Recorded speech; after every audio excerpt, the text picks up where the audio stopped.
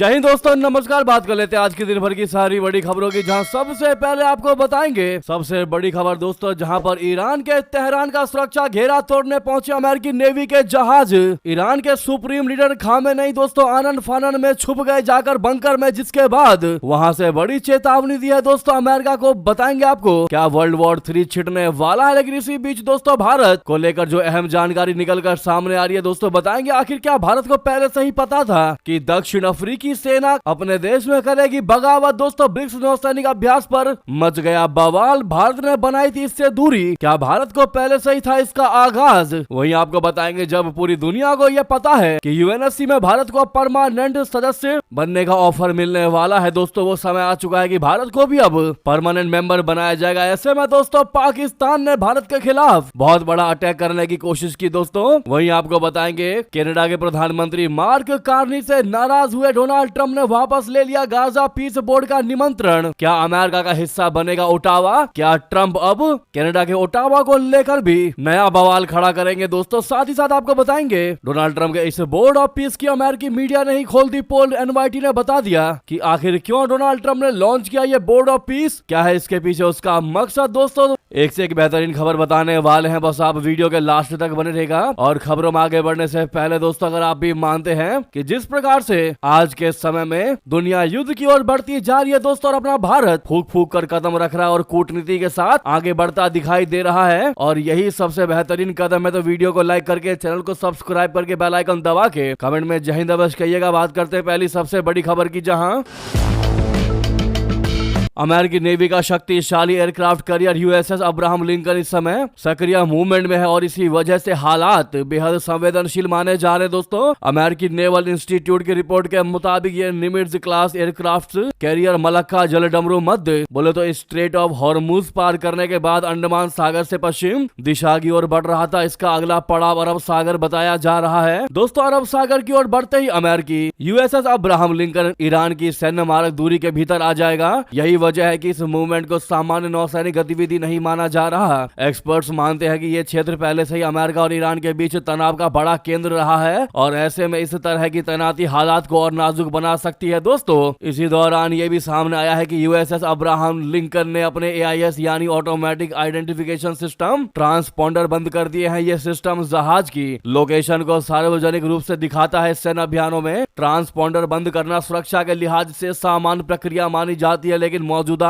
America Iran तनाव के बीच इस कदम ने अनिश्चितता और आशंकाओं को ज्यादा बढ़ा दिया है दोस्तों अमेरिका और ईरान के बीच तनाव एक बार फिर बेहद खतरनाक स्तर तक पहुंचता दिखाई दे रहा है। ईरान की ओर से भी सीधी चेतावनी दे दी गई है कि हमारी उंगली ट्रिगर पर है, यानी तुम आओ और हम ट्रिगर दबा देंगे। जी हाँ, जिसे खुली सैन्य धमकी के तौर पर माना जा रहा है, देखा जा रहा है। इसके जवाब में अमेरिका की तरफ से कहा गया है कि हमारी सेना उस दिशा में आगे बढ़ रही है, हम वापस नहीं मुड़ेंगे। दोस्तों इस पूरे घटनाक्रम के बीच अमेरिका के राष्ट्रपति ट्रंप का भी बयान सामने आया है। ट्रंप ने चेतावनी दे दी है कि अगर ईरान किसी समझौते पर नहीं आता तो अमेरिका की ओर से कार्रवाई और भी ज्यादा सख्त हो सकती है। इस बयान को अमेरिका की प्रेशर स्ट्रेटजी के तौर पर देखा जा रहा है दोस्तों।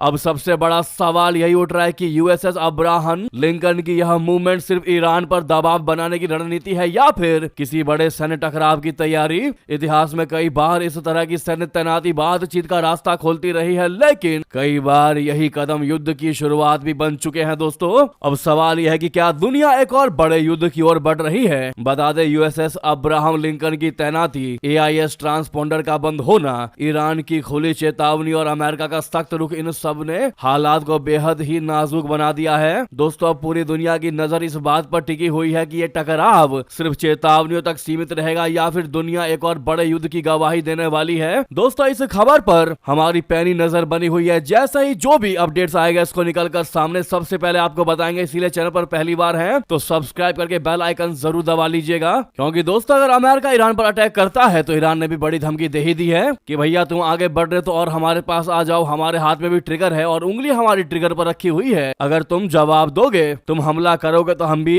जवाब देने से पीछे नहीं हटेंगे। ऐसे में दोस्तों अगर ऐसा माहौल बनता है तो आप ये मान लीजिए कि वर्ल्ड वॉर 3 की शुरुआत क्या वर्ल्ड वॉर 3 बीच में पहुंच जाएगा दोस्तों, क्योंकि आप देख ही पा रहे कि हर एक देश के बीच में युद्ध जैसा माहौल बनता दिखाई दे रहा है। ऐसा माना जा रहा है कि अगर अमेरिका ईरान पर अटैक करता है तो मजबूरन इजराइल को भी ईरान पर अटैक करना पड़ेगा और उधर रशिया भी कहीं ना कहीं इसी अंदर खाने यूक्रेन को नेस्त नाबूद कर सकता है दोस्तों। यानी कुल मिलाकर दुनिया युद्ध में उलझ सकती है। आपकी इस पर जो भी राय हो जरूर कमेंट करके बताइएगा। अगली खबर की बात करते हैं जहां पर ब्रिक्स नौसैनिक अभ्यास पर मच गया बवाल। दक्षिण अफ्रीकी सेना ने राष्ट्रपति से ही कर दी बगावत दोस्तों। आपको याद होगा भारत ने बनाई थी इस अभ्यास से दूरी। दरअसल चीन, रशिया, ईरान और कई ब्रिक्स देशों के जंगी जहाजों ने 9 से 16 जनवरी तक नौसैनिक अभ्यास किया था। ब्रिक्स देशों का यह अभ्यास दक्षिण अफ्रीका की मेजबानी में उसके समुद्री तट पर किया गया। हालांकि ब्रिक्स के अहम सदस्य भारत के इसमें शामिल न होने का फैसला लिया। अब दक्षिण अफ्रीका में ही इस अभ्यास पर बवाल शुरू हो गया है। दक्षिण अफ्रीका ने ब्रिक्स देशों के ज्वाइंट नेवल ड्रिल में ईरान की भागीदारी की जांच शुरू कर दी है। ईरान की हिस्सेदारी को कथित तौर पर राष्ट्रपति सिरिल रामाफोसा के आदेशों के खिलाफ बताया गया है। अल जजीरा की रिपोर्ट के मुताबिक साउथ अफ्रीका नियमित रूप से रशिया और चीन के साथ ड्रिल करता है, लेकिन यह अभ्यास ऐसे समय हुआ जब अमेरिका का ईरान के साथ तनाव चरम पर था। ईरान में उस समय बड़े पैमाने पर विरोध प्रदर्शन चल रहे थे और अमेरिकी राष्ट्रपति इनमें दखल की धमकी दे रहे थे। ट्रम्प ब्रिक्स के आलोचक रहे हैं और नौसैनिक अभ्यासों की आलोचना करते रहे हैं। ऐसे में अभ्यास ने उनका गुस्सा बढ़ा दिया। दोस्तों दक्षिण अफ्रीका ने 9 से 16 जनवरी तक ब्रिक्स नौसैनिक अभ्यास की मेजबानी की। दक्षिण अफ्रीका के संयुक्त कार्य बल के कमांडर कैप्टन नंडवा खोलू थॉमस थमाहा ने उद्घाटन समारोह में कहा कि यह ऑपरेशन सिर्फ एक सैन्य अभ्यास नहीं था, बल्कि ब्रिक्स देशों का एक दूसरे के साथ घनिष्ठ गठबंधन बनाने के इरादे से है। दावा किया जा रहा है कि दक्षिण अफ्रीकी रक्षा विभाग या सेना ने उन निर्देशों का पालन नहीं किया जिसमें ईरान को बाहर करने की बात कही गई थी। इन आरोपों से जुड़े हालात की जांच करने के लिए एक बोर्ड बनाया गया है। जांच की रिपोर्ट आने के बाद इस मामले के और ज्यादा बढ़ने की संभावना है। दोस्तों दक्षिण अफ्रीका में ड्रिल पर हो रहे आरोप प्रत्यारोप और खींचतान के बाद कई एक्सपर्ट्स कह रहे हैं कि भारत ने इस अभ्यास से दूर रहकर बिल्कुल ठीक किया। भारत विवादों का मुद्दा नहीं बना। भारत को भी इसमें शामिल होने पर अमेरिका के गुस्से का शिकार होना पड़ता। इससे भारत अमेरिका के पहले से तनावपूर्ण संबंध और ज्यादा खराब हो जाते। जिनको नहीं पता उन्हें बता दे, ब्रिक्स जो है वो 10 देशों का एक समूह है। ये देश ब्राजील, चीन, मिस्र, Ethiopia, Bharat, Indonesia, Iran, Russia, दक्षिण अफ्रीका और संयुक्त अरब अमीरात है। ब्रिक्स शब्द इसके संस्थापक सदस्यों ब्राजील, रशिया, भारत, चीन और दक्षिण अफ्रीका के शुरुआती अक्षरों से बना है। साल 2006 में बना ये ग्रुप शुरू में ट्रेड पर फोकस करता था, लेकिन बाद में इसने अपना दायरा बढ़ाकर इसमें सुरक्षा और कल्चरल एक्सचेंज को भी शामिल कर लिया। जी हाँ दोस्तों, साथ ही साथ आपको बता दें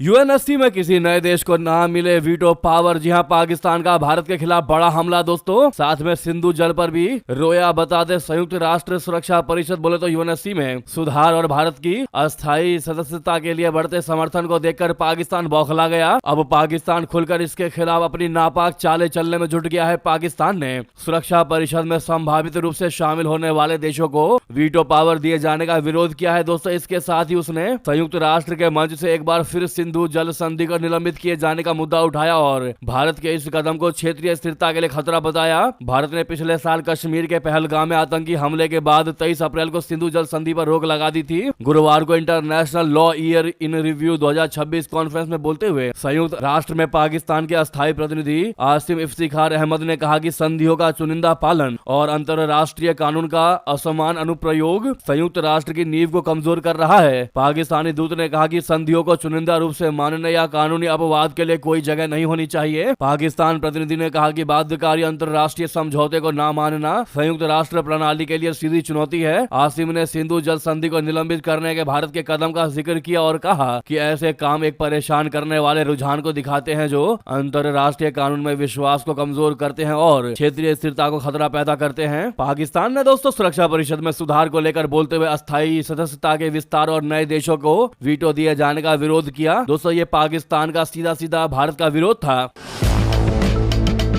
यानी पाकिस्तान का नई दिल्ली के लिए सीधा विरोध माना जा रहा है, क्योंकि उसने भारत का नाम नहीं लिया, लेकिन पाकिस्तान को पता है कि भारत ही अगला वो मेंबर होने वाला है जिसको परमानेंट यानी अस्थायी सदस्यता मिलने वाली है। और अगर भारत को वीटो मिल जाएगा, वीटो पावर मिल जाएगा, तो कल से पाकिस्तान की दाल नहीं गलने वाली। ऐसे में पाकिस्तान ने भारत के खिलाफ ये चाल चल करके दोस्तों जताने की कोशिश की कि हम किसी भी नए सदस्यों को वीटो देना ही नहीं चाहते, जबकि मेनली वो भारत को वीटो पावर नहीं देना चाहता दोस्तों पाकिस्तान, जिसकी रिक्वेस्ट उसने यूएनएससी में की है। आपको बता दें कि भारत जो है वो लंबे समय से संयुक्त राष्ट्र परिषद सुरक्षा परिषद में सुधार की मांग करता रहा है और जिसमें अपने लिए अस्थायी सदस्यता की मांग शामिल है। भारत ने लगातार अंतरराष्ट्रीय मंचों पर संयुक्त राष्ट्र सुरक्षा परिषद के मौजूदा ढांचे पर सवाल उठाए हैं। भारत का कहना है कि यूएनएससी का मौजूदा ढांचा द्वितीय विश्व युद्ध के बाद वाले शक्ति संतुलन पर आधारित है, जबकि दुनिया अब पूरी तरह से बदल चुकी है। प्रधानमंत्री मोदी जी के नेतृत्व में भारत ने तर्क दिया है कि दुनिया का सबसे बड़ा लोकतंत्र और दक्षिण एशिया का प्रमुख देश होने के नाते अस्थायी सदस्यता उसे मिलनी ही चाहिए। भारत को स्थायी सीट के लिए ब्रिटेन, फ्रांस और रशिया के साथ ही अमेरिका ने भी समर्थन किया हुआ है दोस्तों। सिर्फ चीन बार बार वीटो कर देता है, बाकी अन्य देशों ने जमकर भारत का समर्थन किया है कि भारत को वीटो पावर के साथ साथ परमानेंट सदस्यता मिलनी चाहिए। जी हाँ, ऐसे में अगर आप भी मानते हैं कि पाकिस्तान के ये चाल कभी भी कामयाब नहीं होंगे और भारत ये चाल को फेल करके रहेगा, तो सामने लाइक का बटन है दोस्तों, अभी तक आपने लाइक का बटन नहीं दबाया है तो दबा दीजिएगा। और अगर चाहते हैं कि भारत को परमानेंट मेंबरशिप मिले, वीटो पावर मिले, तो वीडियो को जहां पर भी आपका ग्रुप हो, व्हाट्सएप, फेसबुक, एक्स पर शेयर अवश्य कर दीजिएगा दोस्तों। अब बात करते हैं अगली बेहतरीन खबर की, जहां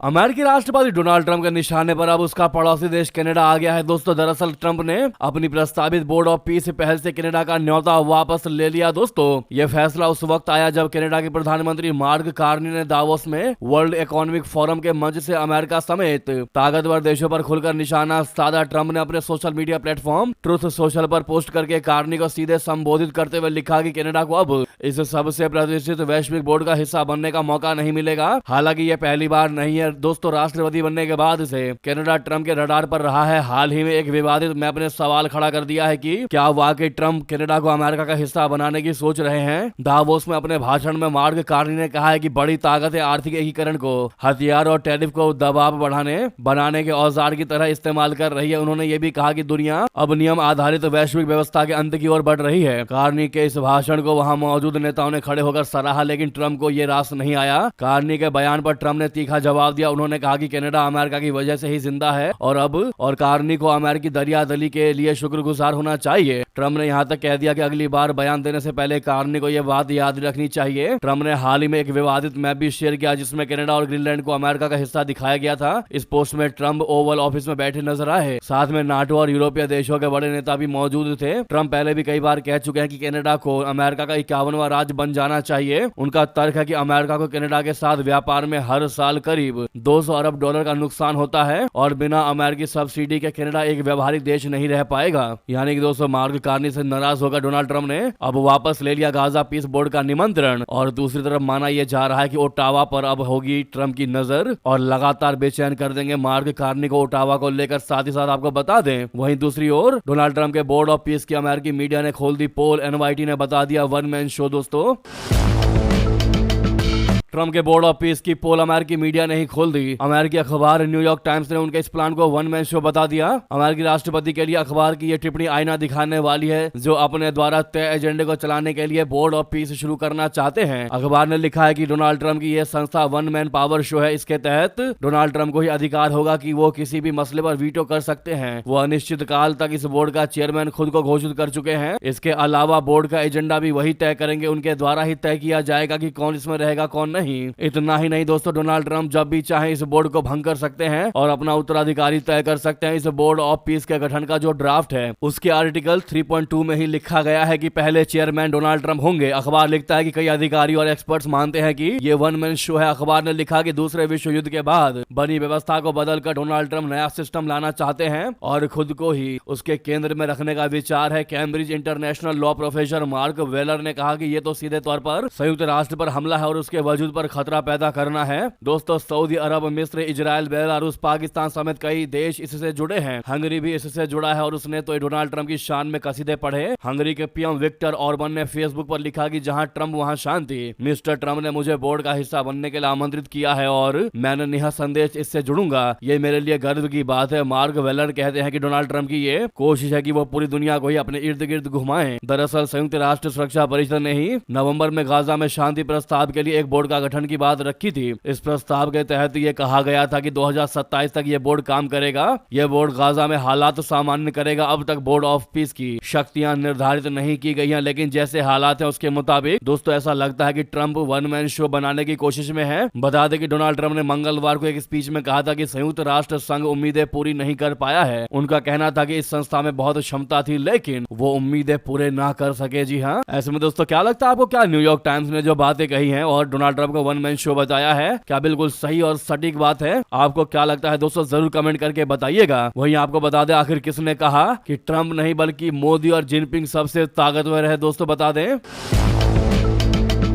अमेरिकी राष्ट्रपति ट्रंप की वैश्विक सक्रियता और आक्रामक दावों के बीच एक बड़ा विश्लेषण सामने आया है। राजनीतिक मामलों के जानकार इयन ब्रेमर का कहना है कि चीन के राष्ट्रपति जिनपिंग और भारत के प्रधानमंत्री नरेंद्र मोदी जी कई मायनों में ट्रंप से ज्यादा ताकतवर और बेहतर स्थिति में है। ये टिप्पणी ऐसे समय पर आई है जब ट्रंप टैरिफ के जरिए अमेरिका के मुनाफे, युद्ध रुकवाने और नोबेल शांति पुरस्कार के दावों को लेकर सुर्खियों में बने हुए हैं। इंडिया टुडे से बातचीत में इयन ब्रेमर ने कहा कि भले ही अमेरिका दुनिया का सबसे शक्तिशाली देश हो, लेकिन इसका मतलब ये नहीं कि उसके राष्ट्रपति सबसे ताकतवर नेता हो। उन्होंने स्पष्ट शब्दों में कह दिया कि राष्ट्रपति ट्रंप सबसे ताकतवर नेता नहीं है, शी जिनपिंग है। ब्रेमर के मुताबिक इसकी सबसे बड़ी वजह यह है कि शी जिनपिंग को मिड टर्म चुनावों का सामना नहीं करना पड़ता और न ही उनके सामने स्वतंत्र न्यायपालिका जैसी संस्थागत चुनौतियां हैं। उन्होंने कहा कि ट्रंप 3 वर्षों के भीतर पद से बाहर हो सकते हैं जबकि शी जिनपिंग लंबे समय तक सत्ता में बने रहने की स्थिति में है। ब्रेमर ने कहा कि जब ट्रंप मीडिया और सुर्खियों पर फोकस कर रहे होते हैं तब शी जिनपिंग उनसे कहीं ज्यादा मजबूत स्थिति में रहते हैं। उन्होंने इस सूची में प्रधानमंत्री नरेंद्र मोदी का भी नाम शामिल किया। ब्रेमर के मुताबिक मोदी भी ट्रंप से बेहतर स्थिति में है। ब्रेमर ने कहा कि प्रधानमंत्री नरेंद्र मोदी का लंबा और निरंतर कार्यकाल उन्हें दूरगामी नीतिगत फैसले लेने और दीर्घकालिक लाभ देखने का अवसर देता है। उन्होंने बताया कि ट्रंप या कई यूरोपीय नेताओं के मामले में ऐसा संभव नहीं है क्योंकि उन्हें लगातार चुनावी दबाव और राजनीतिक अस्थिरता का सामना करना पड़ता है। उन्होंने कहा कि एक नेता के तौर पर मोदी का लंबे समय तक सत्ता में बने रहना और नीतियों में निरंतरता उन्हें कई यूरोपीय नेताओं के मुकाबले ज्यादा प्रभावी बनाती है। इससे वे अपनी बात मजबूती से रख पाते हैं और अंतरराष्ट्रीय दबावों का बेहतर सामना कर सकते हैं। ब्रेमर के मुताबिक हाल के वर्षों में इसके उदाहरण भी देखने को मिले हैं। अगर आप भी दोस्तों ब्रेमर के बात से सहमत है, मानते कि इयान ब्रेमर ने बिल्कुल सही बात कही है पीएम मोदी को लेकर, क्योंकि एक लोकतांत्रिक देश का नेता होने के बावजूद दोस्तों लगातार प्रधानमंत्री के पद पर बने हैं पीएम मोदी जी। ऐसे में अगर आप भी ईरान ब्रेमर के बात का दिल से समर्थन करते हैं, सहमति दर्शाते तो जरूर कमेंट में ये बात कहिए कि इयान ब्रेमर ने सही कहा। लेकिन लगे हाथों कमेंट में long live PM Modi ji जरूर कह दीजिएगा। दोस्तों लगे हाथों वीडियो को लाइक करके चैनल को सब्सक्राइब करके बेल आइकन दबा के कमेंट में जय हिंद कहिएगा। मिलते हैं अगली सबसे बड़ी खबर में। यहाँ तक बने रहने के लिए आप सभी का बहुत बहुत धन्यवाद, बहुत बहुत आभार। जय हिंद, जय भारत।